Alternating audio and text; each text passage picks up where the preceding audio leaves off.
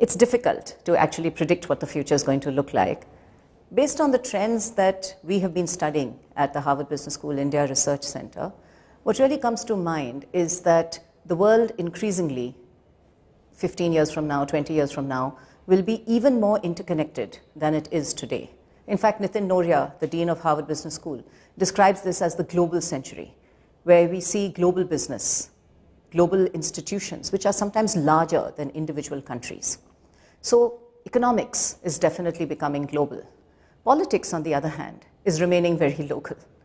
And individuals, while they are connected and to a certain extent are becoming global citizens, are also increasingly becoming tribal. So in this increasingly interconnected, digitally connected, hyper-connected, 24/7, always-on world that I can see happening in the future, where politics are local, institutions and economics are global, and individuals have to navigate both the globality and the local issues. The complexity of this world is going to be something that is mind-boggling.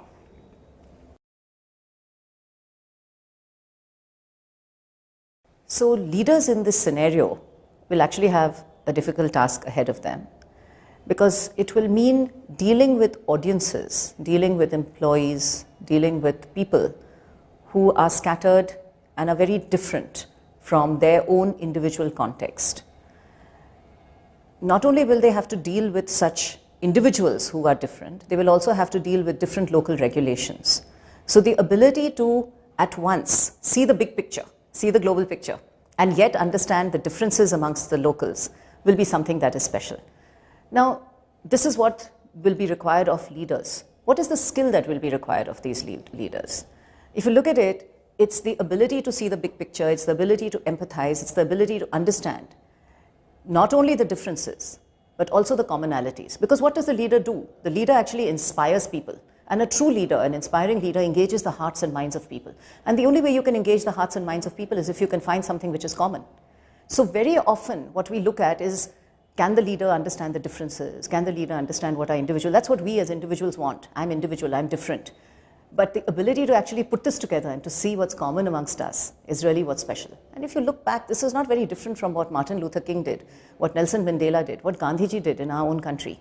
These are people who were able to find the common factors that knit you together. They were able to get symbols which knit people together.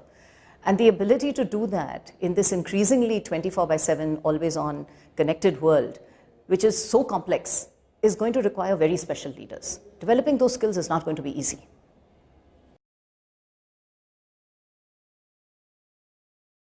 So there are different ways to look at about how you develop these skills. I can talk about it in two ways. One is what companies are doing, and the other is what Harvard Business School as an institution is doing, as an educational institution, to develop these skills. So the first factor is really to develop global intelligence. It's a new term which talks about how do people understand a world which is different from theirs. We do it for our first year MBA students in a very unique manner, in a new program, in a new course which is called FIELD. F-I-E-L-D.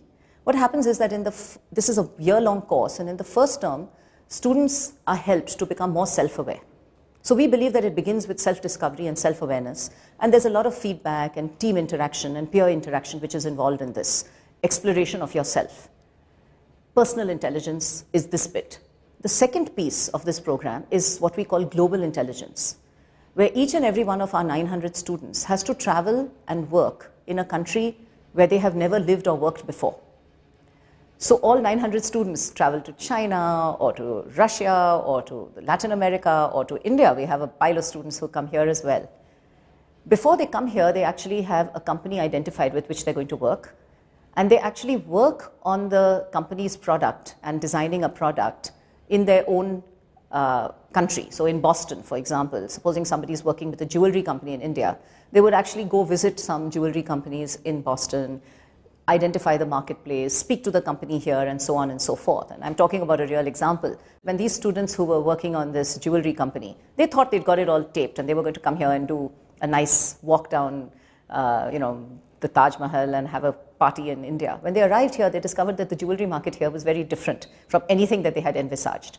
And that aha moment when they realize that the conditions and the marketplace and the people, the customers, the techniques, everything is different from their own experience, is what we call the understanding of the requirement for global intelligence. That's a lesson that they will never forget. They will always realize that when they're dealing with another country and another culture and another context, context is everything. The third part is action learning. After they have finished this term, they go back and they actually run a company. So they actually practice setting up a company in small groups of 6 or 8. They have real money and they have a real product and they have to sell it, and then the shares are traded and so on and so forth. And that develops an entrepreneurial ability in people and a risk-taking ability in people, which many of them would never have had the courage to do straight after school. This actually can be translated into what companies are doing as well. I can pick one example, which is familiar to people in Bangalore, which is Dr. Devi Shetty, who runs the Narayan Hrudayalaya Hospital, which is the largest pediatric cardiac care hospital in the world. The number of operations that they do in a month is higher than the operations that are done in the UK in a whole year. And of course, when I was a little surprised when Dr. Devi Shetty explained this to me, and he said the reason is because we have so many more children in India. Actually, when you think about it, it's a very easy and understandable statistic, but it's not something that we absolutely understand or can empathize with. And I asked him, how does he get doctors involved in running this? How does he run it? And he said, think of a doctor like a carpenter. It's like a technician. How does a carpenter get better? He does the same thing again and again and again and again. I had never thought of a surgeon as a carpenter. But by breaking down a complex thing like cardiac surgery into very simple technical tools, he's able to make the whole thing a process and deliver high-tech, high-touch, high-quality care to people from all over the world. We have Africans, Americans, Latin Americans traveling from everywhere to come here to actually take advantage of this. This gives you an idea of how, when you look at things in a very different way, how a leader like Dr. Devi Shetty can actually have the inspiration and the passion to translate something which we thought was impossible into something that is so easy that patients who will always choose the best care that they can will arrive from all over the world to do this. And of course, he's serving the rank and file of India in this way. So affordable healthcare is now being made available to all.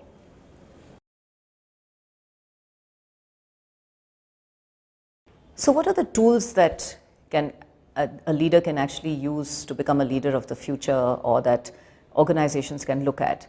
I'm not sure I have the answer to that. I think for too long we have depended on somebody else to take the responsibility for our learning. In this complex, interconnected, always-on digital world, I think the responsibility for learning will be that of the individual. We're seeing this already in our Harvard Business School executive education programs.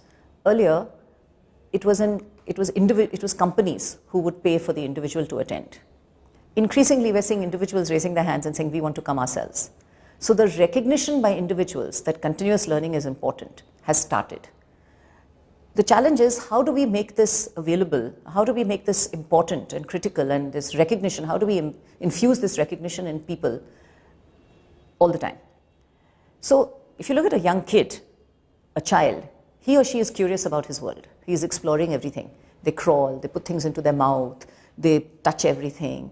And it's we who keep saying, don't touch, don't fidget, don't go into this, you'll hurt yourself, there will be a problem. So we create this risk-averse, limiting sort of world. The question is, how can we take the curiosity of the child and keep it with the adult? How do we make it a safe place to learn? For that, some of the wonderful technical tools that we have, Coursera, the MOOCs, the fact that you can do self-paced digital learning where nobody else can see you failing, may help. Because earlier when you learnt in a classroom, people could see, people could assess, people could evaluate. Increasingly, as you do self-paced learning, the fear of failing can be taken out of learning. So that's one of the big tools. How do we take the fear of failing out of learning?